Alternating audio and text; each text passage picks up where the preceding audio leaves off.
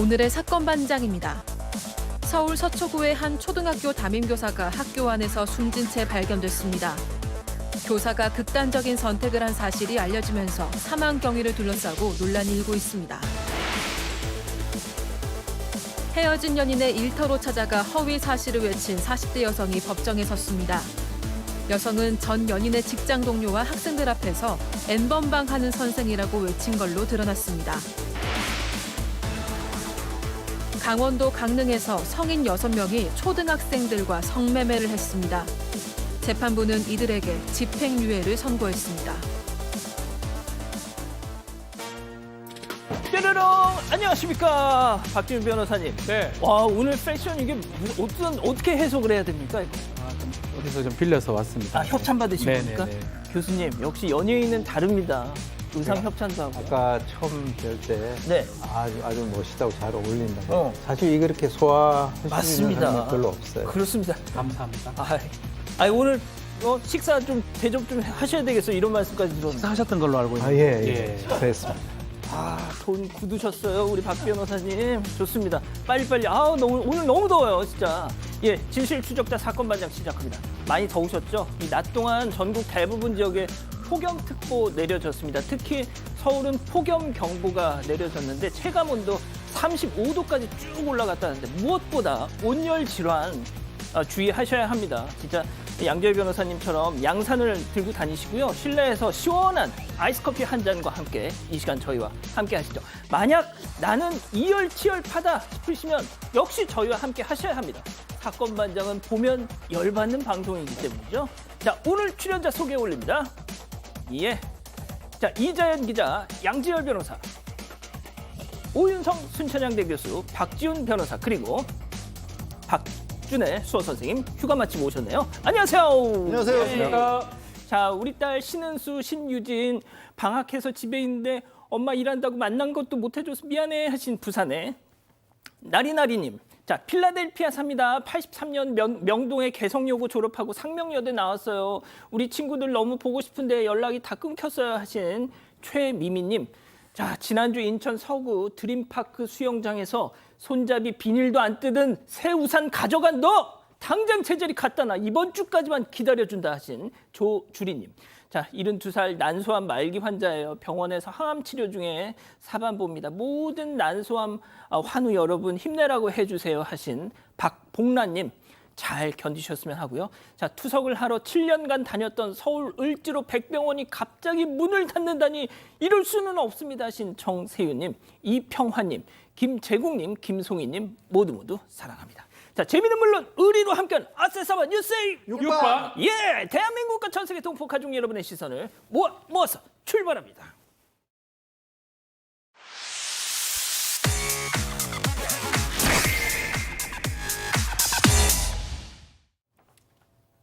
첫 번째 달려보죠. 옷가게 먹튀가 실수. 야, 지난주 그 여성 2명이서 옷가게에서 이 계좌이체 하는 척하고 달아났던 저 사건 저희가 전해드렸잖아요. 자, 결국 경찰에 저 사람들 붙잡혔습니다. 그런데 저 2사람 중에 한 사람, 진짜 타짜 마냥 입금하는 척했던 그 사람, 옷가게 찾아와서 옷가게 사장님한테 정말 엄청난 얘기를 했다고요. 네, 맞습니다. 일단 끝까지 부정을 했는데요. 지난 5월 19일 경기도 용인시 한 옷가게에서 15만 원을 계좌이체하는 척하고 달아난 40대 여성입니다. 당시에 여성 2명이 가게에 방문을 했는데 계좌이체했습니다. 이렇게 업주를 속이고서는 그냥 나갔습니다. 그리고 가게 밖에서 하이파이브 하는 모습까지 보여서 이 업주를 더 분노하게 했는데 이 여성 실수로 그랬다 이렇게 끝까지 진술을 했습니다. 그리고 남편과 함께 매장에 찾아와서 무릎을 꿇고 사죄했다고 합니다. 그런데 이 여성이 사죄는 하면서도 돈 보낸 줄 알았는데 나중에 경찰한테 연락 와서 그제서야 잘못 간 걸 알았다. 2달 동안 몰랐다 이렇게 끝까지 주장을 합니다. 그래서 업주가 이거 말이 되냐? CCTV 화면 보셨냐? 그랬더니 이 여성은 끝까지 본인이 실수한 거고 뭔가 오해가 있다고 주장을 했는데요. CCTV 화면 보면 그 계좌이체 송금 화면에서 나가기 하는 것 그리고 다른 사람한테 그 돈을 보내는 척하는 것 이런 것들이 다 잡혀 있거든요. 이 얘기를 했더니 그거 잘못 누른 거다라고 해명을 했다는 겁니다. 그럼 그 마지막 하이파이브 그건 그게 도대체 제일 무슨 중요합니다. 의미였냐 물었습니다. 그랬더니 그거는 가게가 너무 예쁘길래 다음에 또 오자는 의미로 친구랑 하이파이브를 했던 거다. 이렇게 주장을 했습니다. 업주가 마지막 기회입니다. 진짜 실수 맞으세요? 라고 물었어도 여성은 끝까지 실수라고 주장을 했다고 합니다. 그렇군요. 저 좀 잡아주세요. 예, 이랬다는 거예요. 어머 자연아 이 옷가게 참 예쁘다. 우리 하이파이브. 이게 무슨 말이에요 도대체. 글쎄요, 일단 경찰에서 1차 조사를 하는 가운데서 그런 얘기를 했다라는 것이고요. 1차 조사에서 한 얘기가 다 끝은 아니죠. 무엇보다 당장 들었을 때 다른 데 보냈다라면 그 실수로 잘못 받은 사람은 그 돈을 받고 가만히 있었다는 얘기가 될까요? 그런 부분들, 그러니까 정말로 저분 말 맞다나 그러니까 지인이 받아서 그냥 끝까지 모른 채 했다 이런다라면 경찰이 그 부분도 확인할 거예요. 그래서 말이 안 맞는 부분이 있다라면 확실히 진짜 실수인지 이게 정말 뭐 거짓말 내지는 변명을 한 것인지는 이제 조사 시작이니까요. 업주분도 좀 기다려 보시기 바랍니다. 이 가게 정말 너무 예쁘다. 하이파이브. 저 이 얘기 듣고 진짜 너무 뭐 어이없기도 하지만 웃겨서 웃음을 참을 수가 없었습니다. 자, 다음 또 이어갈게요. 타이어만 보면 푹푹푹. 무슨 얘기일까요? 영상 만나보시죠. 자, 야심한 밥 시장 골목길을 걷는 저 남성. 갑자기 허리를 숙이더니 뭘 쑥 했다가 다시 제대로 걸어요. 무슨 다이아몬드 스텝을 밟나요? 자, 이번엔 다른 골목 또 지금 보니까 타이어에다 뭘 막 찌른 것 같은데. 자, 야야야야. 세상에 이거 잘 봤더니 말이죠. 손에 든 가위로 바퀴를 푹푹 찌른 거예요. 자, 경찰이 왔는데요. 자, 경찰차를 참아 경찰차 바퀴를 찌를 수는 없었겠죠. 잡혔습니다. 예? 자, 오 교수님, 제가 장담컨대 저 사람 유아 시절에 여자친구들 고무줄하고 있으면 엄청나게 끊고 다녔을 것 같아요. 글쎄요. 저게 이제 뒤틀린 심술보다라고 우리가 표현하기에는 남에게 피해를 주는 것이 너무 좀 심한 것 같습니다. 차량도 한 10대, 그리고 이제 손해액도 한 500만 원 정도 되는데 지난 11일부터 13일 새벽 시간대에 서울 동대문구 청량리동, 제기동 일대를 돌면서 아까 보신 바와 같이 아무 이유도 없이 지금 가지고 있는 것이 원해용 그 가위하고 커터 칼이에요. 원해용 가위가 굉장히 날카롭잖아요. 예. 그것을 가지고 이제 범행을 했는데요. 본인은 이제 정신질환을 앓고 있다, 뭐 이렇게 주장을 하고 있긴 있지만 정신질환을 앓고 있는 사람치고는 너무나 정교하게 남들이 잘 보지 못하도록 은밀하게 하는 그런 행동을 하는데 맞습니다. 경찰은 남성을 검거해서요 도주와 재범 우려가 있다 이렇게 판단했고 특수 재물 손괴 혐의로 구속 송치했습니다. 그렇군요. 알겠습니다. 자, 다음 또 이어갈게요. 무인 카페 전기도둑입니다. 자, 사반 가족께서 직접 제보해 주신 영상 만나보시죠. 자, 무인 카페에 한 남성이 들어옵니다. 자, 그런데 손에 뭔가를 들고 있죠. 그거를 일단 잠시 의자에 두고 자판기 앞으로 가서 뭘 살까 고민하는데 안 사요. 자, 그리고는 아까 그 들고 온 거 갑자기 구석으로 들고 갑니다. 바로 콘센트를 찾아서 충전기를 연결한 건데, 자, 이후에 지금 친구가 또 와요. 그러더니 다시 자판기 앞에서 살 것처럼 하는데 안 사. 충전만 해놓고 그냥 간 겁니다. 무인. 차 저겁니다. 세상에. 이름하여 전기도둑. 사장님 당연히 신고를 했죠. 진짜 세상에 별 희한한 인간들이 다 있어요. 네, 지난 19일 밤 9시 45분쯤 경북 구미의 한 무인 카페입니다. 들어온 남성이 아무것도 사지는 않고 어떤 물건을 가게 콘센트에 꽂아만 놓고 간 일이 벌어졌습니다. 이 물건 대용량 배터리로 일단 추정이 되고 있는데요. 무인 카페 뒷정리하려고 그 제보자가 가게에 들렀다가 뭔가 이상한 물체, 저 물체를 발견을 한 겁니다. 이거 전기도둑이다 싶어가지고 이 플러그를 뽑으려고 했는데 생각해보니까 이게 우리 가게긴 하지만 남의 물건 손을 댔다고 역으로 신고당할까 싶어서 일단 경찰을 불렀다고 합니다. 그런데 출동한 경찰도 상당히 좀 당황을 했다고 합니다. 왜냐하면 당시 남성이 두고 간 저 장비가요. 검색을 해도 좀처럼 나오지를 않는 굉장히 좀 생소하고 처음 보는 물건이었기 때문입니다. 일단 경찰이 이걸 가져간 상황인데 가져가서 보관하고 있는데 어떻게 처리해야 할지 좀 난감해하고 있다고 하고요. 이렇게 무인 카페에 충전 가능한 어떤 물건을 가지고 와서 전기를 꽂아놓고 가는 이른바 전기도둑 사례가 좀 굉장히 많습니다. 이런 것도 범죄될 수 있다는 사실 알아야 할 것 같다면서 제보 주셨습니다. 진짜 사장님이 저 사람이 뭐 하나라도 사고 난 뒤에 저랬으면 신고까지 했겠습니까? 왜 저러고 살아 진짜. 그렇죠. 이제 이게 범죄가 되냐 안 되냐 이게 좀 논란이 될 수가 있는데 타인의 재물을 가져갔을 때 절도죄가 되죠. 근데 우리 법에는 동력도 제물로 봅니다. 전기도 제물로 볼 수 있기 때문에 절도죄가 성립할 가능성이 매우 높고요. 또 절도죄 외에도 저 썼던 거 그 금액이 얼마 될지는 모르겠지만 민사상 손해배상도 지금 할 수가 있습니다. 진행자 지금 얘기했던 것처럼 사실은 뭐 전기 쓰는 거 우리 사실 뭐 카페나 이런 데 하는 게 별말 없잖아요, 사실은. 그럼요. 뭘 샀으면 별말 없을 건데 그러니까. 사지도 않고 저렇게 했기 때문에 신고까지 한 게 아닌가 그렇게 보입니다. 그렇습니다. 알겠습니다. 자, 다음 또 이어가죠. 폭우 뚫고 나타난 의인입니다. 자, 폭우 피해로 정말 긴박했던 상황 잠깐 보고 가시죠. 계셔요? 계셔? 할머니 혼자 계셔?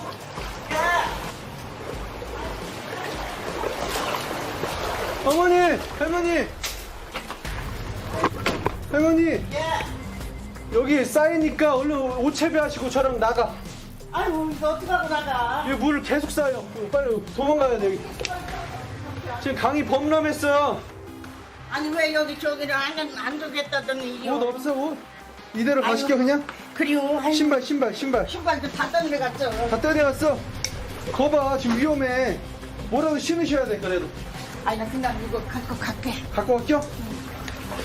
일단은 이거 조심해, 여기 할머니. 나 여기 바꿔줘가지고. 어머니, 나한테 업혀. 지려, 여기까지 차, 여기. 엄청 높아. 나한테 업혀. 자, 업혀봐. 하나, 둘, 점프. 다 때려, 지금.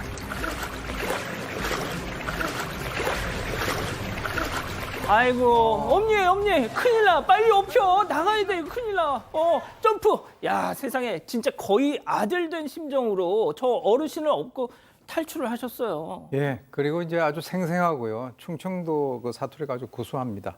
지난 15일 충남 그 천안 서북구 성정동에 당시 이제 비가 많이 와가지고 주택가 일대가 이 침수되기 시작을 했는데요. 이 경찰이 그 일대를 갖다가 순찰하면서 저 상황에 있는 그 할머니에 대해서 구조하는 그 모습이 그대로 생생하게 이제 찍힌 것이죠.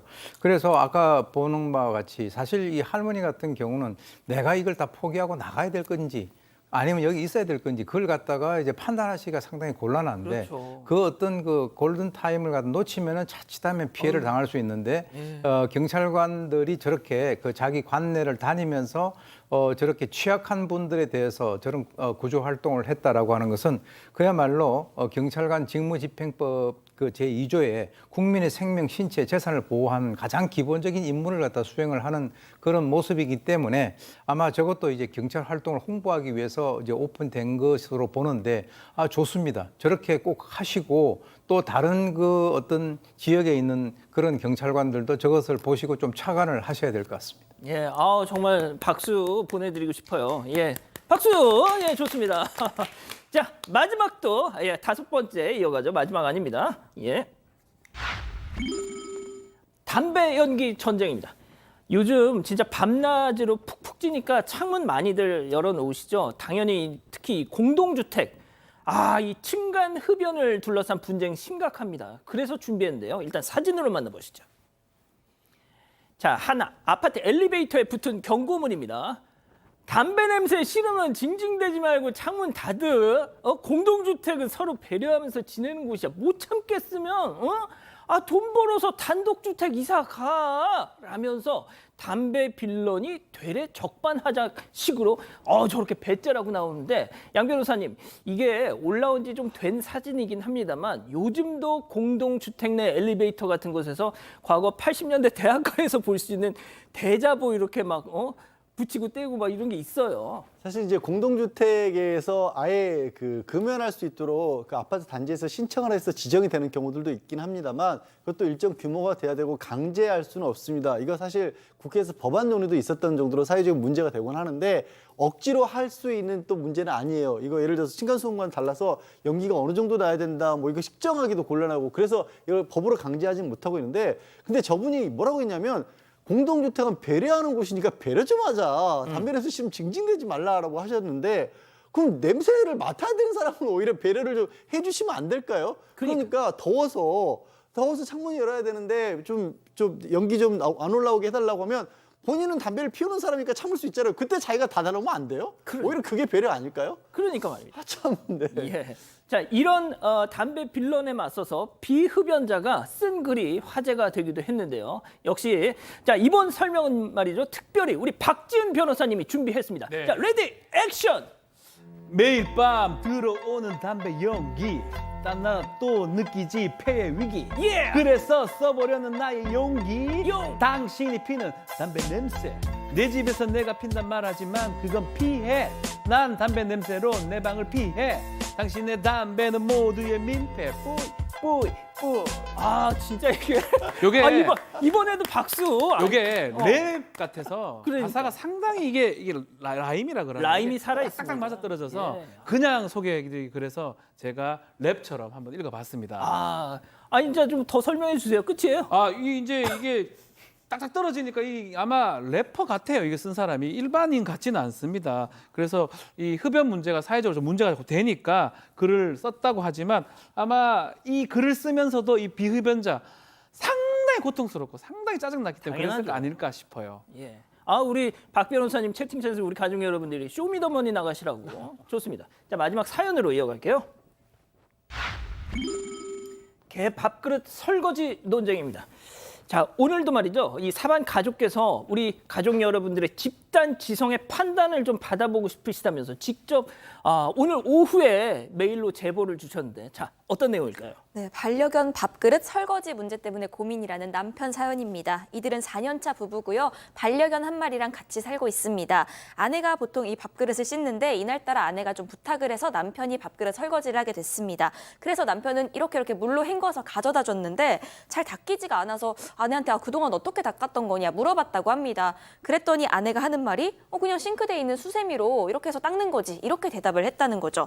그런데 남편이 이렇게까지 질색을 한 이유는 반려견 밥그릇용으로 쓰는 수세미가 따로 있는 게 아니라 그 부부가 사용하는 식기 설거지용 수세미를 같이 썼다는 사실 때문이었습니다.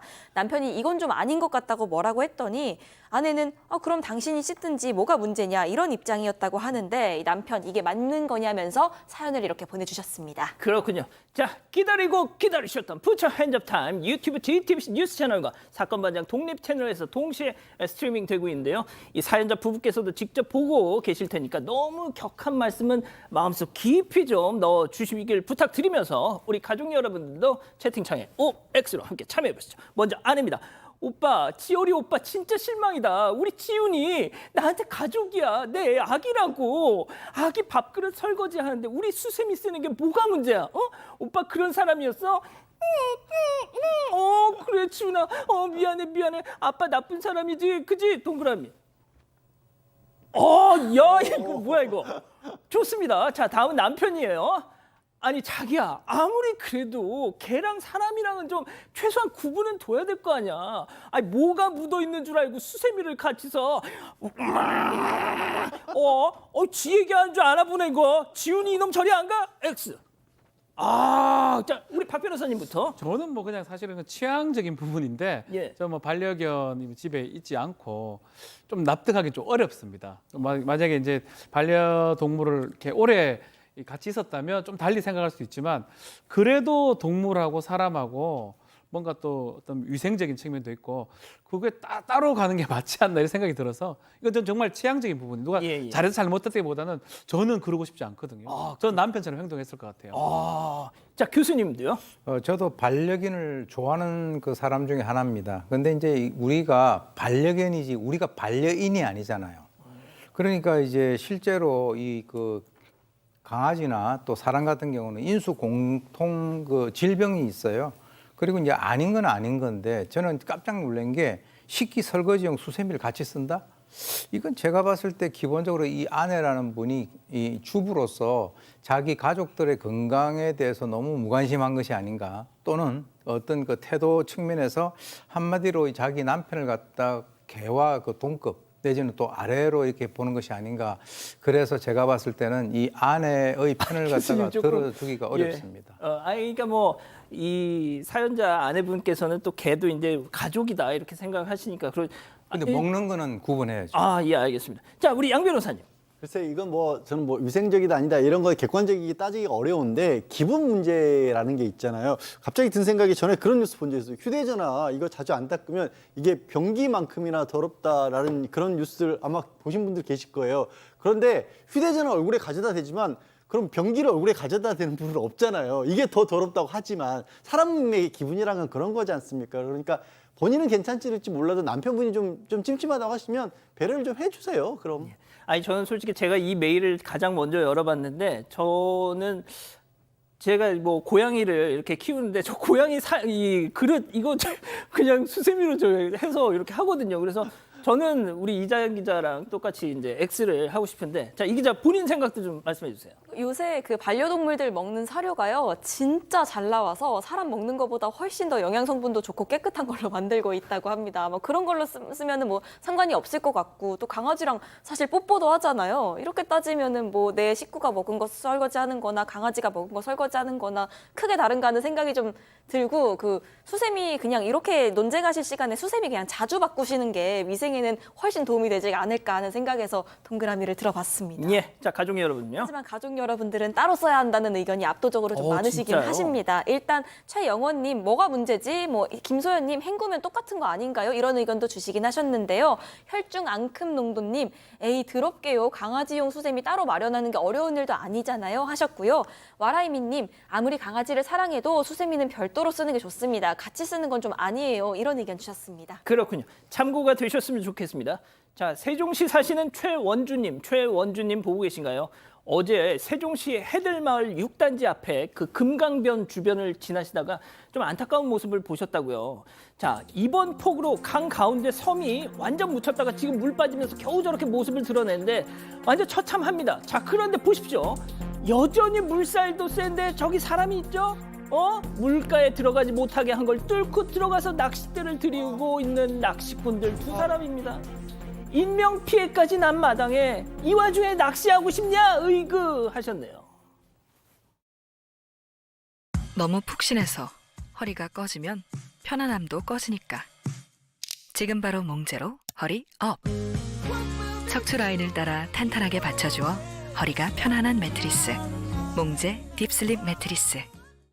이 치즈는 최상의 순도, 염도, 컬러를 찾아 지구 반대편에서 찾아낸 치즈. 구하기 어려울수록 그 맛은 귀한 법이라 알볼로는 어려운 길로 돌아갑니다. 거꾸로 가는 피자 알볼로.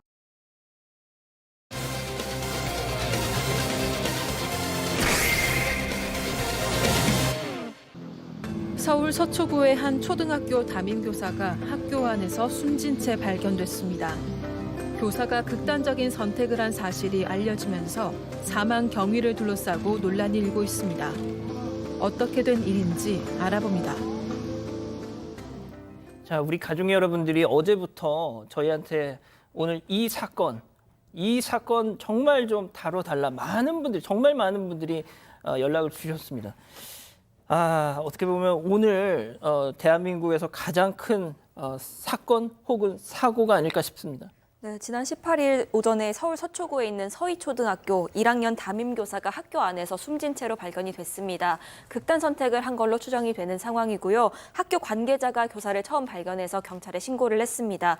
이걸 목격한 학생은 없는 걸로 전해지고 있습니다. 또 발견 당시에 유서도 없는 걸로 전해지고 있고요. 사망한 교사는 20대였습니다. 이 학교가 첫 번째 부임지였고 학교 측이 교사들에게 현재는 함구령을 내린 걸로 알려지고 있습니다.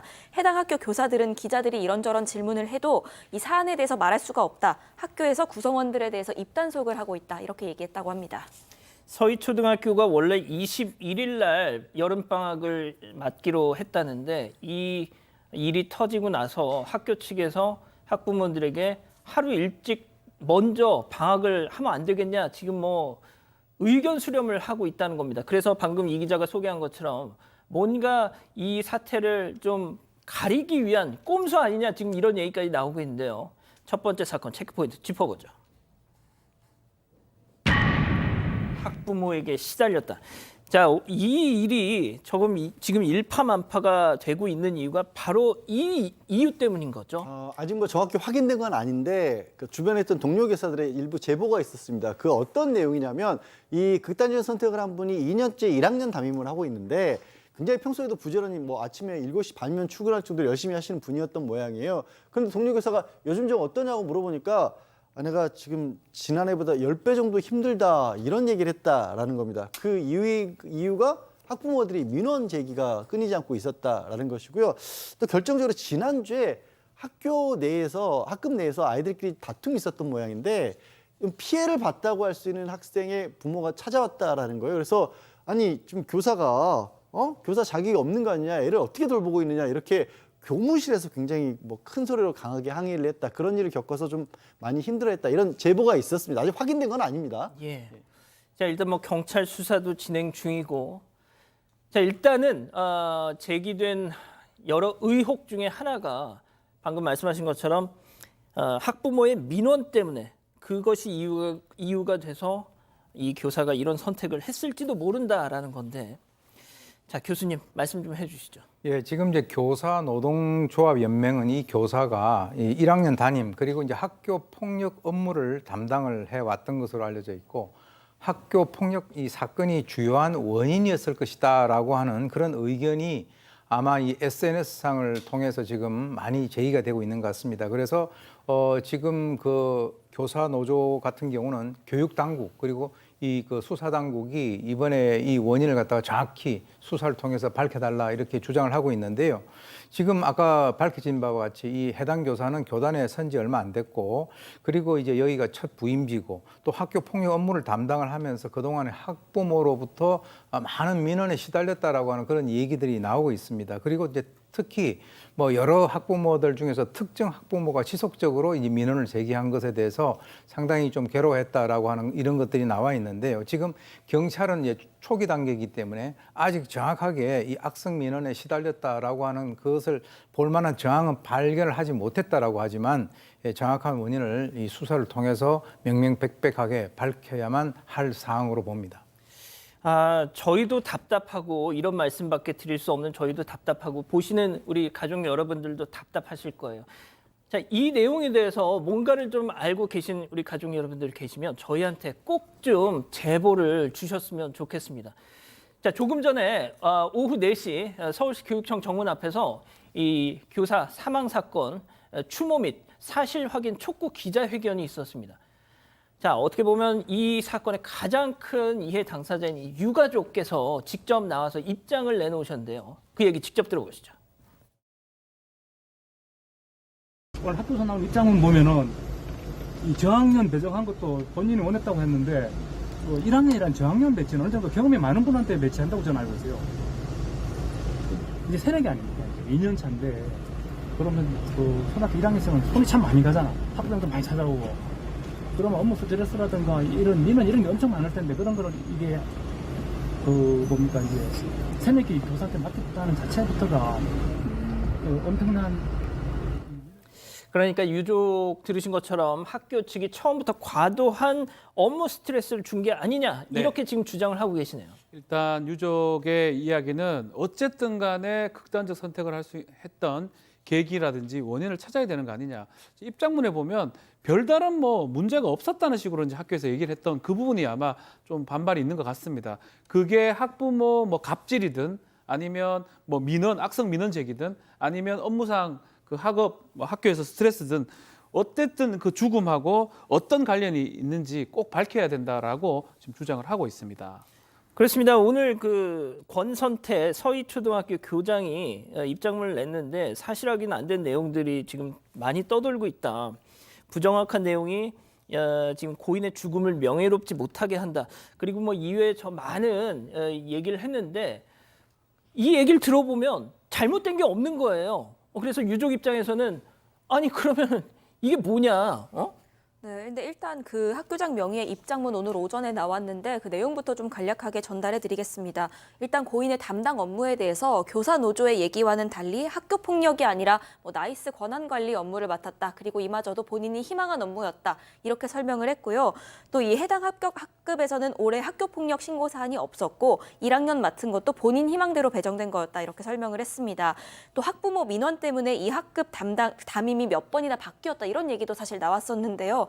이 1학기 이후에 이 해당 교사의 담당 학급이 교체된 적도 없다 이렇게 밝혔습니다.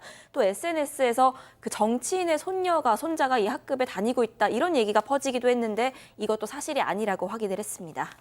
그러니까 지금 이 기자가 설명한 대로 그 내용대로라면 아무 문제가 없었던 것처럼 또 들린단 말이죠. 그러니까 입장문을 내려면 정확히 조금이라도 어느 정도 연관된 부분을 밝혀서 그 부분에 당연하죠. 대해서 뭐 실명을 공개할 수는 없지만 이런 문제가 있어서 이 부분은 향후에 저희가 법적으로 어떻게 보면 맡기겠습니다. 저희 손을 떠났습니다. 이런 정도는 나와줘야 되는데 지금 입장문 들어보면 그분이 왜 그런 선택을 했어요? 우리도 모르겠는데. 이해가 안 가는 상황이에요. 그리고 이제 정치인이 관여됐다라는 얘기가 왜 나왔냐면 보통 분들이 생각하시기에는 이런 생각이 드셨을 것 같아요.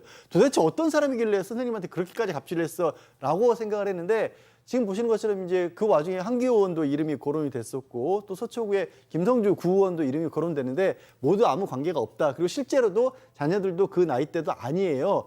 다만 이제 저는 그 말씀을 드리고 싶어요. 실제로 저렇게 갑질을 하는 사람들이 이 학교 말고 실제로 갑질하는 사람들이 꼭 저렇게 뭐 정치라든가 유력가라든가 이런 사람들만 갑질하는 거 아니에요. 맞습니다. 그냥 보통 사람들 우리가 보기엔 평범한 사람들도 학교 선생님들한테 가서 그런 일을 하거든요. 그래서 저렇게만 꼭 볼 필요는 없다라고 생각합니다. 지금 이 서희초교 앞에 이 사망한 이 교사를 추모하기 위한 조화들이 막 진짜 가득하더라고요. 네. 지금 나오네요. 300여 개가 넘는다고 합니다. 근조한이 줄 씌어 서 있는데 막 학생들도 있을 거고요. 또 같은 동료 선생님들도 아마 있는 것 같아요. 그 얘기 중에 이 선생님의만의 슬픔은 아니었다. 함께 해주지 못해서 미안했다. 가장 약한 사람, 교사가 어쩌면 예전하고 달라서 저런 새내기 교사, 약한 사람일 수 있잖아요. 가장 약한 사람을 지키지 못해서 그런 현실이 막막하다라는 추모 문구가 적힌 쪽지들로 지금 여러 장 또 보이고요. 그래서 선생님 억울함을 꼭 밝혀달라는 내용들의 글들이 많습니다. 자, 그런데 말이죠. 이 와중에 한 인터넷 커뮤니티에 뭐 하나가 또 올라왔어요. 그러니까 이 와중에 그 애도 표시를 그 교사분들이 지금 다들 이런 일을 제가 오늘 아침부터 말이죠. 제 친구, 제 뭐 후배, 그 초등학교 교사를 배우자로 두고 있는 친구 후배들이 아침부터 계속 전화를 했어요. 지금 이 초등학교 선생님들이 지금 완전히 폭발하기 직전이에요. 자, 그래서 저런 애도 표시를 자신의 SNS 이 프로필 사진에 딱 했더니 어떤 학부모가 그런 거 하지 마세요라고 했다는 거잖아요, 지금. 문자를 보내왔다는 거예요. 그러니까 이 카톡 프로필 사진에 저 리본을 올려놨더니 아니 지금 아이들 상처받을 수 있는데 사실관계 판명도 되지 않은데 벌써 저렇게 올리면 어떡하느냐.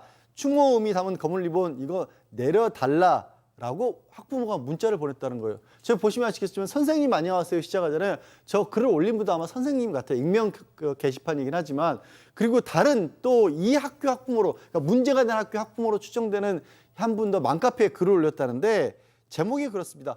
허황과 꽃다발을 멈춰주세요. 이게 무슨 내용일까 보면 아니 지금 아직 이게 절대 일어나서 안 될 슬픈 일이 생긴 곳은 맞지만 아이들 생활 공간인데 이 확인되지 않은 일로 아이들마저 슬프게 만들면 안 되는 거 아니냐. 아이들의 생활 공간을 이렇게 슬픔으로 덮지 말아달라고 하는데요. 저 학부모님들의 저런 자세 있죠. 그러니까 우리 아이만 가장 우선시 되는 거예요. 20대 초등학교 2년차 선생님이 거기서 극단적인 선택을 했는데 거기에 대해서 슬퍼하는 먼저 드는 게 아니라 내 아이 그것 때문에 혹시 상처받지 않을까 이거를 먼저 내세우는 마음들이 선생님을 극단적인 선택으로 모는 거예요. 자기 아이만 생각하니까 저러는 거예요. 제발 왜 저거는 진짜 좀 제대로 좀 생각을 좀 해주세요. 저런 마음 없애야 됩니다, 진짜. 양재 변호사님이 이런 문제에 대해서 되게 조예가 깊으세요. 그래서 저렇게 말씀을 하고 계시는 건데, 자, 이 기자, 실제 사례, 그러니까 학부모, 어제 저희가 이 양천의 한 초등학교에서 6학년짜리가 여교사를 냅다 그냥 바닥에다 내리꽂은 그 폭행 사건도 전해드렸는데 이 비일비재 진짜 선생님들이 진짜 이번 기회에 이 교권 추락 정말 한번 이제 결단을 내겠다 지금 막 벼르고 있다는 거예요, 진짜. 네, 맞습니다. 지금 당장 저희 유튜브 댓글에도 현직 교사인데 너무 기가 막힌 일을 당해도 할 수 있는 게 없어서 손발 묶인 느낌이 든다. 이렇게 써주신 분도 계신데요. 초등학교 교사들이 익명 커뮤니티를 통해서 자신들이 겪은 사례를 공유하고 있습니다. 몇 가지만 소개를 해드리자면 금요일 퇴근 이후에 연락을 안 받았다면서 학부모가 내 식대로 처리하겠다. 이렇게 협박을 했다는 경우도 있었고요. 우리 애 장염이니까 죽 끓여 먹이라는 학부모도 있었다고 합니다. 또 밤 11시에 아이 아빠가 성희롱성 이런 전화를 해서 화를 냈더니 그 다음날 찾아왔다 이런 사례도 있었습니다. 또 친구를 둘러싸고 옷을 가위로 이렇게 자른 그런 학생을 지도를 했더니 아동학대 교사로 고소를 당했다 이런 사례도 있습니다. 이런 것 때문에 교사들 사이에서는 이렇게 납득 안 되는 이유로 학부모로부터 아동학대 신고당하거나 고소당한 걸 두고 저 기분상해죄를 위반해서 지금 이렇게 고소당했습니다. 이런 자조적인 표현까지도 사용하고 있는 실정이라고 합니다. 자, 여기 계신 분들 중에는 뭐 우리 오윤성 교수님이 뭐 유일한 선생님이신데요. 이번 사태에 대해서 가장 진짜 참담하실 것 같아요. 예, 제가 이제 한 10여 년 이상 된 건데 어떤 지역에서 한 어머니가 개인적인 문제로 극단적인 선택을 하신 그런 일이 있었어요. 그런데 그 학부모들이 그 아이를 갖다가 다른 곳으로 전학 보내라. 왜 그러냐? 그런 엄마 밑에서 자란 아이하고 우리 아이들하고 같이 있는 걸 용납할 수 없다. 아이고야. 이게 이제 그대로 어떻게 보면은 이제 이어진 겁니다. 제가 아는 어떤 지인 중에서 교사로 계시는 분한테 막 얘기를 들어보니까 요즘에 일부 학부모들이긴 하지만 이런 일이 있을 때마다 학교에 와가지고 괴롭히는 그런 사람들이 상당히 많다 그래요. 그래서 이제 그동안에 이제 교원 단체들이 여러 가지 어떤 문제를 갖다 제기를 했는데 저는 개인적으로 이렇게 한번 제의를 해봅니다. 교육부에서 지금 현재 각 학교별로 이런 실태가 어느 정도 되는가 실태 파악을 일단 해야 돼요. 그리고 난 뒤에 거기에 대한 어떤 대책을 갖다 강구를 해야 됩니다.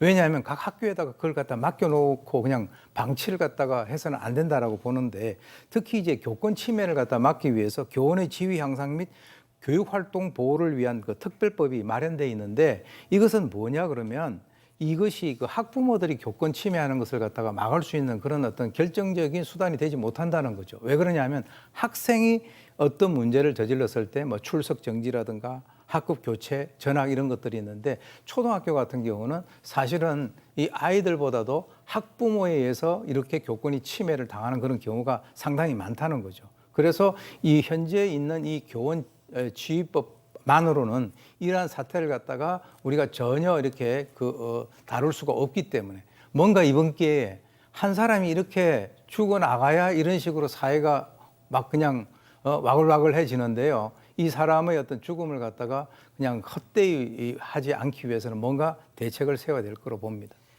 자, 박 변호사님도 마지막으로 좀 한 말씀 해주시고 마무리하죠. 뭐 하여튼 너무나 좀 안타까운 사건이고 어쨌든 간에 진실을 좀 밝혀야 될 것 같습니다. 그 진실이 아마 밝히는 게 이 사건 해결의 첫 번째라고 생각이 들고 왜 그런 일이 일어났는지 그거는 우리가 밝혀야 될 의무가 아닌가 생각이 듭니다. 저희가 오늘만 전해드리고 끝날 것 같지는 않아요. 다시 한번 그 제보 메일 한 번만 좀 띄워주세요.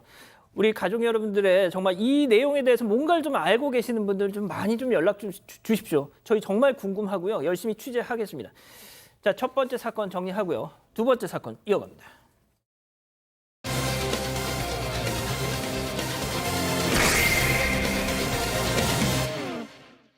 헤어진 연인의 일터로 찾아가 허위 사실을 외친 40대 여성이 법정에 섰습니다. 여성은 전 연인의 직장 동료와 학생들 앞에서 N번방하는 선생이라고 외친 걸로 드러났습니다. 사건의 내막을 들여다봅니다. 한 여성이 전 연인의 직장에 찾아가면서 벌어진 사건이네요. 네, 40대 여성이었고요. 지난 2020년 5월에 과거 연인이었던 남성이 일하는 곳에 찾아갑니다. 이곳이 아이스링크였고요. 이 남성은 스케이트 강사로 일하고 있었습니다. 매표소 앞쪽으로 찾아가서 내가 너 선생질 못하게 다 이렇게 못하게 만들 거다. 너 몰카 찍고 동영상 유출하고 N번방하는 선생이다. 이런 식으로 소리를 질렀습니다. 그리고 여성이 이렇게 얘기하는 소리가 남성의 동료 강사 또 스케이트 수강생들 학부모 10명 정도가 고스란히 다 들을 수 있는 그런 정도의 위치였다고 합니다. 와, 이제 직장 찾아가서 저 남자 저거 N번방 야 이러면 어떡해요. N번방이 뭐예요? 미성년자들 성착취했던 그런 문제가 사회적 논란을 일으킨 거잖아요. 근데 그 사람이 아이들 가르치는 강사였잖아요. 그걸 어떻게 두겠습니까? 입방아 오라라는 끝에 결국 강사 자리에서 해고당했어요. 자, 일단 직장에서 해고가 됐습니다. 그런데 저 여성의 문제는 차치하고라도 N번방 정말 이거 엄청난 사건. 이거랑 진짜 관련이 있었던 건가요? 이게 2018년도에 있었던 우리 박사방, N번방 많은 분들이 기억할 겁니다. 그 N번방에서 이 성착취물 영상을 찍고 같이 봤던 이런 것들 얘기인데 전혀 관련이 없고요. 영상 촬영이 있는데 상호 합의 간에 찍었던 촬영입니다. 범죄가 안 될 가능성이 높은 거죠. 그래서 N번방 사건하고는 전혀 관계가 없었는데 여성이 이렇게 거짓말로 허위사실로 얘기를 한 것입니다. 결국 여성의 주장은 새빨간 거짓말이었다는 건데 이 일로 벌금형의 약식 명령을 받았지만 여성은 억울하다고 했습니다. 왜 그랬을까요? 체크포인트 짚어보죠.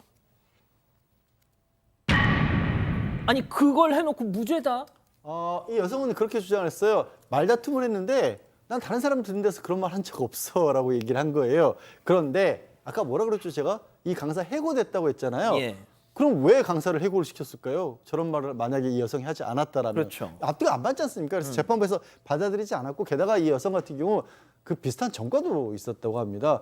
그래서 저는 오히려 아니 해고까지 되게 만들었는데 300만 원에서 그쳤나? 어쨌든 벌금 300만 원 확정이 됐습니다. 교수님 직장에서 쫓겨나고 상대는 벌금 300만 원 받았으면 이거 남자 입장에서 너무 억울한데요. 그러니까 이제 두 사람이 헤어지는 그 과정에서 이 여성이 어떤 사적 감정을 가지고 있었는지는 모르겠지만 이 남녀 간의 문제는 좋을 때는 한없이 좋지만 만약에 이제 뭔가 싫어서 이렇게 틀어지게 되면 이번 같은 경우는 그야말로 못 먹는 감 찔러나 보자. 그런데 사실은 그 찌른 그것으로 인해서 감도 찔렸지만은 자기도 찔린 거예요. 왜 그러냐면 이 사랑이라고 하는 것은 사건이 아니고 노력하는 과정이다라는 말이 있는데 이 질투가 사랑을 결과적으로 커다란 사건으로 만들어 버렸습니다. 자, 박 변호사님. 예. 형사로는 일단 벌금 300. 네. 이 민사로 정신적 충격 회사에서 잘린 거 받아내야죠, 이거. 민사 소송을 하면 그 손해배상 금액은 좀 더 클 걸로 봅니다. 일단은 정진석 손해배상 위자료 부분은 이제 당연히 받을 수가 있는데 만약에 인과성 예를 들어서 그 소문 때문에 직장을 잃어버리거나 그런 것들이 좀 인정이 된다 그러면 이 벌금은 300에 불과하지만 민사소송 금액은 조금 더 커질 수 있다. 그래서 그렇게 본인의 어떤 그 피해를 배상을 받아야 될 것 같습니다. 그렇군요. 자, 앞서 이제 이 사건 첫 번째 사건 좀 많이 좀 저희가 준비를 하느라고 두 번째 사건은 좀 이렇게 정리하겠습니다. 자, 세 번째 사건 이어가죠.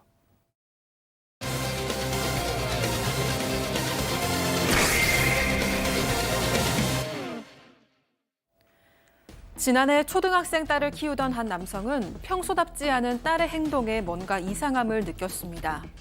용돈을 그렇게 많이 주는 것도 아닌데 비싼 물건을 들고 다녔다는 건데요. 아니 그러니까 애가 저는 용돈을 그렇게 안 주는데 돈을 몇만 원씩 들고 다니고 좀 이상한 거예요. 돈을 너무 많이 쓰고. 그래가지고 내가 핸드폰을 한번 봤죠. 메시지가 막 오더라고요. 그러니까 빨리 집 앞으로 왔으니까 나오라고 이러는 거 아이한테 물어봤죠. 추궁을 했죠. 아이가 털어놓은 이야기는 감당하기 어려울 만큼 충격적이었습니다. 초등학생 딸이 친구와 함께 여러 명의 어른과 조건 만남을 했고 그 대가로 게임기와 돈을 받았다는 겁니다. 대체 이 초등학생들에게 무슨 일이 벌어지고 있었던 걸까요? 자, 사반 가족께서 직접 제보해 주신 사건입니다. 먼저 이 아버지가 딸의 그 일 어떻게 알게 됐는지부터 좀 시작해 보죠. 일단 제보자는 초등학생 딸을 키우고 있는 아버지입니다. 지난해 초등학생인 딸에게 주는 용돈이 분명히 정해져 있는데 아이가 이보다 좀 지나치게 많은 돈을 쓰고 다니는 게 좀 이상하다고 느끼기 시작합니다. 그래서 아이 휴대전화로 SNS를 살펴봤는데요. 집 앞에 왔으니까 빨리 나와라 이런 메시지가 와 있는 걸 본 겁니다. 그래서 아이를 불러놓고 이 얘기를 시작했습니다. 아빠가 맛있는 거 사주고 옷도 사주고 할 거고 이거 부끄러운 일 아니니까 솔직하게 무슨 일 있었는지 얘기해달라 이렇게 차근차근 묻기 시작했습니다. 그래서 아이가 그동안의 일을 털어놓기 시작을 했고 네. 그제서야 이 아버지는 아이가 여러 명의 어른과 이른바 조건 만남 했다는 사실을 알게 됐습니다. 그날로 아버지는 경찰서로 달려가서 당장 고소장부터 접수를 했습니다. 세상에 정말 눈에 넣어도 아프지 않을 어린 딸이 이거 진짜 이걸 얼마나 청천벽력이셨겠어요. 그러니까 너무 황당한 사건인 게요. 지금 이 학생들, 아이들 얘기를 하는데 다시 한번 말씀드리지만 초등학생들입니다. 초등학생들이 이런 거예요. 그러니까 한 아이가 다른 아이가 내가 왜 이렇게 돈이 많아? 그러니까 이렇게 하면 돈 벌 수 있어 라면서 알려준 게 이렇게 글을 올린다는 거예요. 용돈 주실 오빠들이라고 이렇게 글을 올리면 SNS에 그 SNS로 뭐 강릉, 뭐 조건 만남 이런 걸 검색하던 사람들이 성인 남성들이 우리가 용돈 줄게 하면서 접근을 해왔다라는 겁니다. 그렇게 해서 일이 시작이 된 거예요. 자, 저희가 이제 뭐 초등학생들을 마냥 두둔할 생각은 없습니다. 하지만 문제는 말이죠. 그걸 알고도 초등학생인 걸 알고도 저 짓을 했다는 성인 어른 남성들이에요. 나이를 이제 물어보기도 합니다. 나이가 어떻게 되냐고 하면 그 나이를 대답을 했는데 본인도 얘기를 해요. 애기구나라고, 애기씨구나라고 얘기를 하는데도 그걸 알면서도 이런 만남을 했던 것 같고요. 이 조건 얘기도 한다. 간단 조건도 얘기도 하고 어디로 가면 되느냐고 이렇게 했는데 이렇게 연락을 취한 사람이 6명이었는데 직업도 다양했습니다. 회사원, 자영업자, 뭐 학생, 또 공무원도 있었다고 합니다. 뭐 돈도 얘기를 하고 결국은 그 중에 이 초등학생을 알았던 사람도 수사받을 때는 또 몰랐다고 또 거짓말까지 하는 사람도 있었습니다. 진짜 특히 지금 박 변호사님이 말씀해주신 그 성인 남성들 중에 저희는 그 공무원이라는 자에 대해서 좀 주목을 했습니다. 정말 경악할 만한 행동들을 여럿 했는데요. 이번 사건 체크포인트 짚어보죠. 친구도 같이 하자라고 했다는 겁니다. 그 공무원이라는 인간이. 예, 직업이 공무원이죠. 그 안에 있는 그 메커니즘은 뭐가 들어가 있는지 모르는데 이 초등생 A 양을 만난 이 30대 공무원이 성관계를 하면 돈을 주겠다라고 하는 것뿐만 아니라 친구도 같이 하자라고 또 다른 피해자를 유인을 했다는 거예요. 그래서 이 초등생 A 양이 제보자의 딸인 이 초등생 B 양을 남성과 만나는 자리에 데리고 나갔고요. 그 자리에서 이 공무원은 이 초등생들을 간음하거나 강제 추행을 했습니다. 이렇게 해가지고 이 6명의 남성들은 각각 간음 혹은 강제 추행을 하면서 초등생에게 입을 무마하기 위해서 현금이라든가 게임기라든가 심지어 이 초등생 아이들에게 전자기기, 전자담배 피는 그 기기를 줬다라고 하니까 기가 막히는군요. 아니 이 이자는 그 나이가 몇 살인지 아까 보셨잖아요. SNS 주고받는 거 몇 살이에요? 그래 몇 살이에요? 그러니까 그래 뭐 아이구나. 저 지금 자 그런데 말이죠. 검찰이 이자에 대해서 구형한 그 구형량을 보면 검사도 이 사안을 얼마나 무겁게 바라봤는지를 딱 알겠더라고요. 그렇죠. 미성년자 같은 경우는 일정 나이 밑으로는 성관계 즉시 의제강간죄로 처벌이 됩니다. 그 중에 한 명은 의제강간을 4번을 했고요. 또 3명은 의제강간 1회, 또 1명은 강제추행, 또 성매매 제한이 있는데 검사는 지금 4번 한 사람한테는 징역 20년을 구형했고 이 의제강간 한 번 한 3명한테는 징역 15년을 또 구형을 합니다.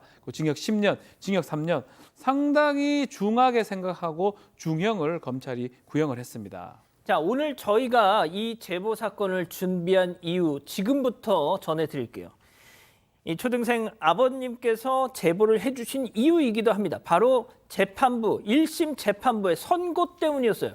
자, 전해주시죠. 네, 들으신 것처럼 검찰은 최대 징역 20년 구형을 했습니다. 하지만 1심 결과 그 누구도 실형을 선고받질 않았습니다. 다만 그 성매매 권유한 학생이 벌금 1,000만 원을 받기는 했고요. 이외에 강제추행하거나 간음한 피고인 5인 전원이 집행유예 선고가 나왔습니다. 또 그 20년 구형받았던 남성 역시도 징역 3년, 집행유예 4년 선고를 받았습니다. 검찰은 현재 항소하겠다는 입장입니다. 자, 양 변호사님. 이거는 모르겠어요. 저는 솔직히. 저는 지금 사실 판결문을 보고 있는데요. 이해가 도저히 안 가요. 진짜요? 지금 아까 얘기했던 처음 가장 심각한 사례죠. 4번이나 이런 어떤 범죄를 저지른 사람 같은 경우 그게 법정형이 한 번만 해도 최소 3년에서 최상 45년까지로 되어 있습니다. 그런 범죄를 4번을 저지른 거예요. 그러니까 검찰도 20년을 구형을 한 거예요. 예. 생각해보세요. 적어도 3년을 하라고 법에 정해져 있는 거예요. 많게는 한 번만 해도 45년까지 돼 있는데 그걸 4번을 했거든요. 근데 판결문을 보면 이렇게 돼 있어요. 물리적인 강제력을 행사하거나 피해자들의 명시한 의사에 반한 행동을 하지 않았다는 건데, 그러니까 피해자들이 우리 하지 마세요 하는데 한 건 아니다라는 건데, 이게 의제강간이라는 범죄가 무슨 범죄냐면 설령 합의를 했다고 하더라도 얘들은 어린아이기 때문에 성인이라면 이게 합의했다는 걸 보지 않는다는 게 그게 중요한 게 아니라는 거죠. 예, 근데 그걸 사유로 들어서 감형을 해줬어요. 저도 이게 법원의 공구형하고도 안 맞거든요. 그러니까 검찰이 구형할 때도 막 하는 거 아니에요. 검찰도 구형량 그 가이드라인이 있고 법원도 가이드라인이 있는데 이게 이렇게 안 맞는 경우는 처음 봤어요, 진짜. 저 좀 잡아주세요.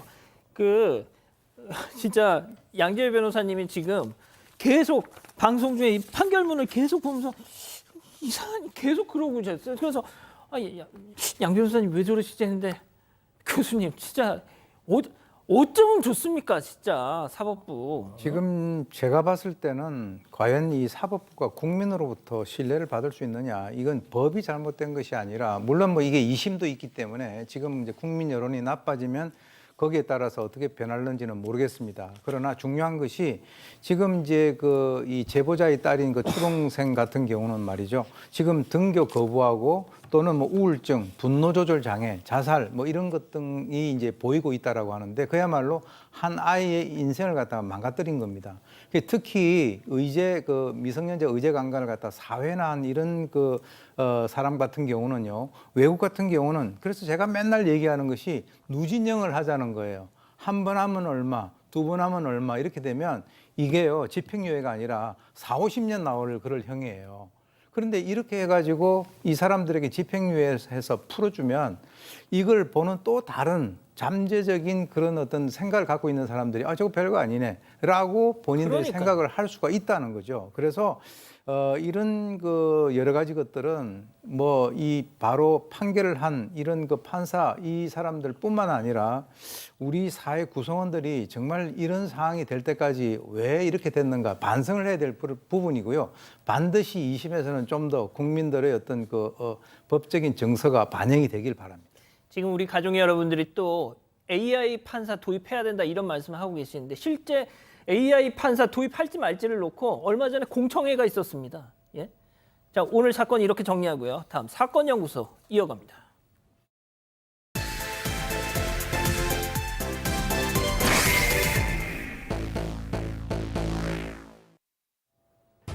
(2014년 8월) 한 여성이 경찰서를 찾아옵니다. 만 3살 난 아들을 잃어버렸다면서 실종 신고를 하겠다는데요. 그런데 아이를 잃어버린 엄마치고는 뭔가 좀 많이 이상했습니다. 경찰이 가장 먼저 물은 건 언제 어디서 실종됐냐는 것. 여기 엄마는 한 달 정도 됐는데 정확히는 기억이 안 나요. 이렇게 대답을 했습니다. 그럼 대체 왜 이제야 신고를 한 거냐 이렇게 물어봤더니 혼자서도 찾을 수 있을 것 같았어요. 라는 대답이 돌아옵니다. 수상한 이 아이 엄마의 주변을 조사해보니 더 수상한 한 공동체가 모습을 드러냅니다. 오늘 사건 연구소의 키워드는 사라진 아이와 진돗개교입니다. 이게 진짜 사망 사건이어서 저희가 참 웃을 수가 없는데 진돗개교가 뭡니까 도대체? 진돗개교. 자, 일단 어떻게 된 일인지 실종 신고 당시부터 좀 시작을 해보죠. 네, 신고 접수된 게 2014년 8월 14일이었습니다. 아이 엄마가 전화 신고한 뒤에 곧장 경찰서로 직접 찾아와서 아이 잃어버렸다 이렇게 얘기를 합니다. 그런데 아이 잃어버린 엄마치고는 태도도 좀 이상했고요. 진술도 이상합니다. 언제 잃어버렸냐 물으니까 한 달 정도 됐다고 대답을 합니다. 그럼 그동안 신고는 왜 안 했냐 물어봤더니 내가 혼자서 찾을 수 있을 것 같았다 이렇게 답을 했습니다. 경찰도 이거 단순 실종 아닐 수도 있을 거라는 어떤 촉이 왔던 것 같습니다. 그래서 주변의 아동보호시설 140여 곳 조사하고 또 주변 탐문도 했지만요. 또 그렇다고 해서 어떤 범죄 혐의점이 나오는 게 없었습니다. 결국 5개월 넘게 성과가 없다가 미제로 남게 됐는데 그러다가 2016년 2월에 이 전국적으로 미취학 실종 아동 전수조사가 있었습니다. 맞아요. 이걸 계기로 해서 이 담당 경찰서에서 이 사건에 다시 주목을 하기 시작을 했고요. 이내 재수사 결정이 내려집니다. 자, 그럼 재수사를 해서 아이의 어떤 행방은 찾았습니까? 예, 이 재수사팀이 아이 엄마가 아이를 잃어버렸다라고 하는 바로 그 시점, 그 당시에 15일치의 통화 기록을 갖다 확보를 하고 분석을 했는데 여기서 약간 이상한 점을 발견하게 됩니다. 왜냐하면 이 아이 엄마의 통화 상대들의 주소지가 전부 다세대 주택에 전부 다 해당이 된다는 거죠. 이들이 사는 그 다세대 주택을 조사를 해보니까 그쪽에서 뭔가 공동체 생활을 하는 것 같이 보였다는 겁니다. 그래서 이때까지는 뭔가 어떤 범죄 혐의점을 발견할 수 없었지만 적어도 이 아이 엄마하고 실종된 아이가 모두 이 공동체와 연관이 있다라고 하는 그 사실은 확실한 것으로 이제 판단을 했었고요. 그러나 이제 이미 3년이 경과한 그 시점에서 수사를 시작을 하지 않았습니까? 그렇기 때문에 이 시간적인 공백 때문에 아이에게 어떤 일이 발생이 됐는가를 정확하게 파악을 못한 상황이었습니다. 수상한 공동체, 그 사람들한테 가서 아이에 대해서 물으면 예전에 그런 일이 이렇게 얘기 안 하잖아요. 그렇죠. 보통 그런 얘기를 들으려면 탈퇴한 사람들을 캐물어야 되는 거 아닙니까? 맞습니다. 경찰은 탈퇴한 한 여성을 좀 만나게 됐고 이 사람은 70대인데요. 아파서 이 공동체에서 일을 못하는 바람에 쫓겨나듯이 나왔던 사람인데 이 사람 역시 처음에는 입을 잘 열지 않았다고 해요. 경찰이 끈질기게 설득을 해서 2017년이 돼서야 얘기를 좀 했다고 하는데 아이 엄마 얘기를 합니다.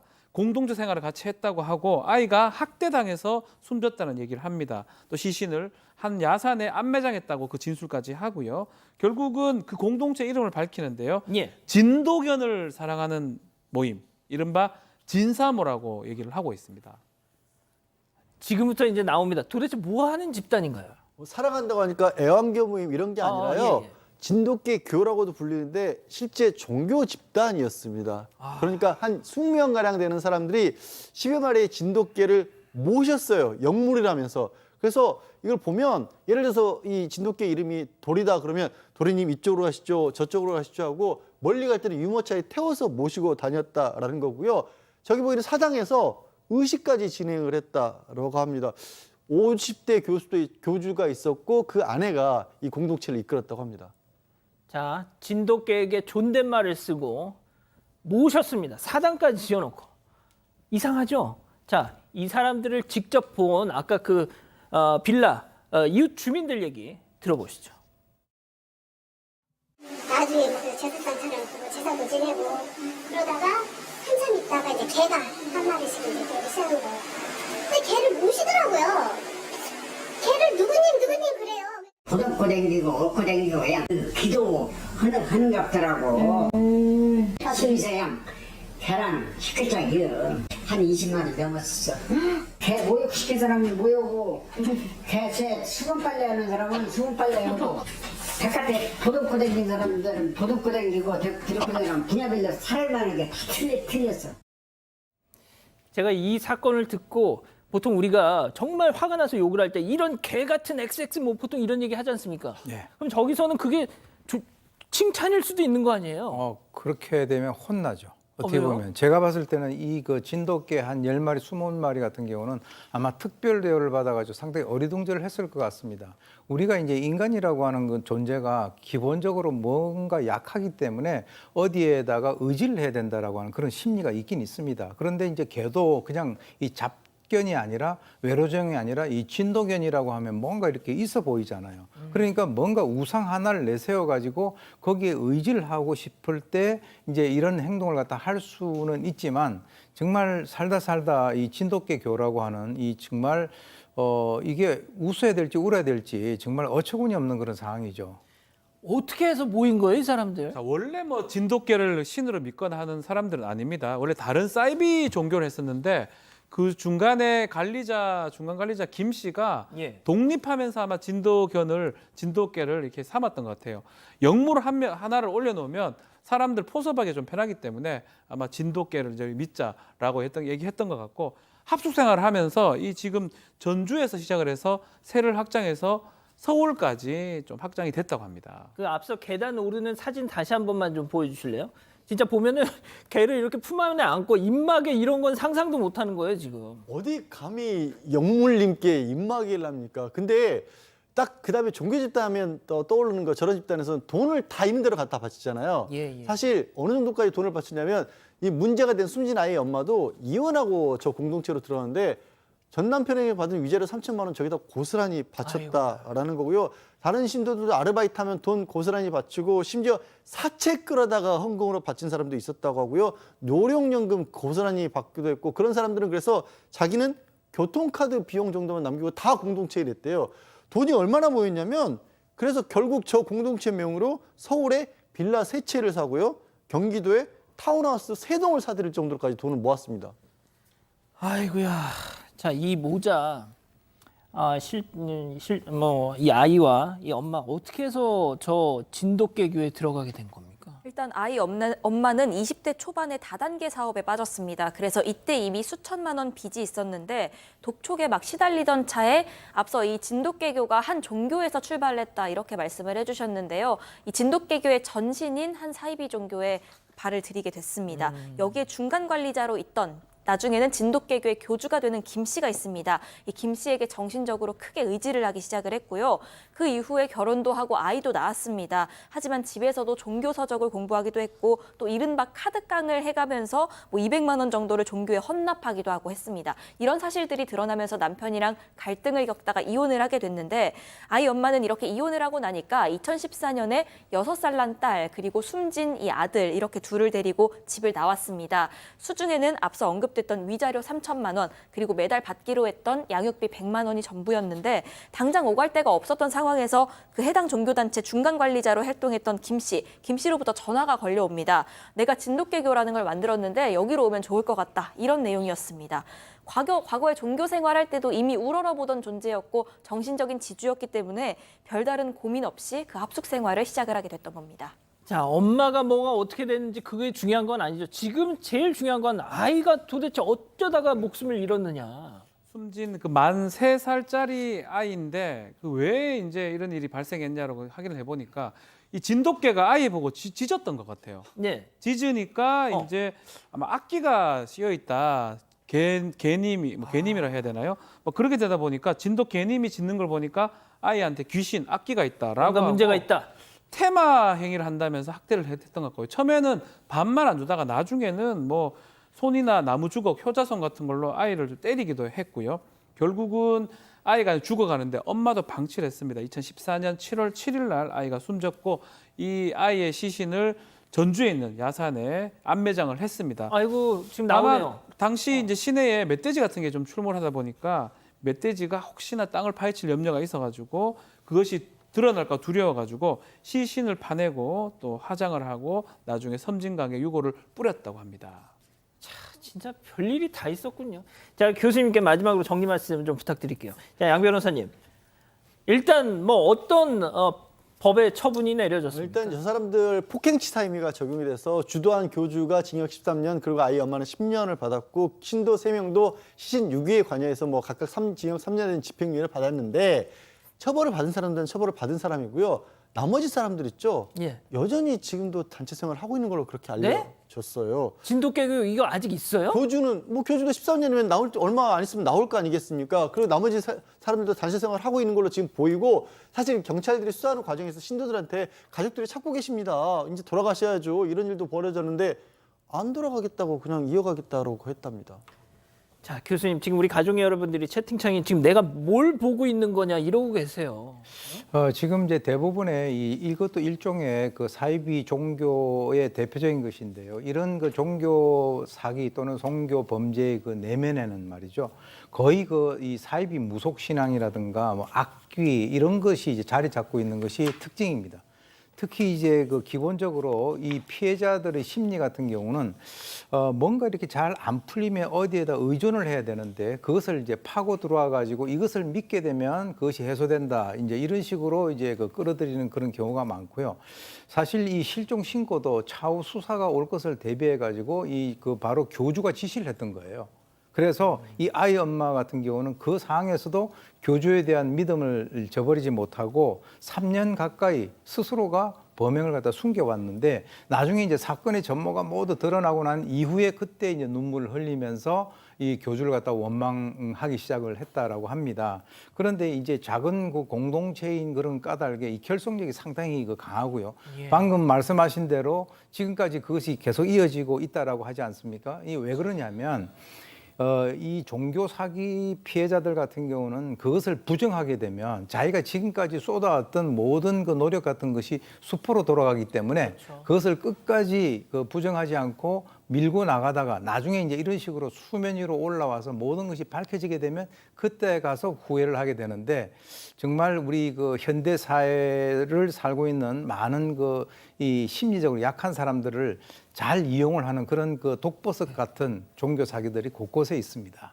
이 진돗개교가 너무 황당하다 보니까 뭐 영화나 애니메이션 그런 데서 이렇게 막 어떤 모티브를 제공해 줬던 사건이기도 합니다. 자, 오늘 사건 연구소 이렇게 정리하고요. 글로벌 픽 이어갑니다.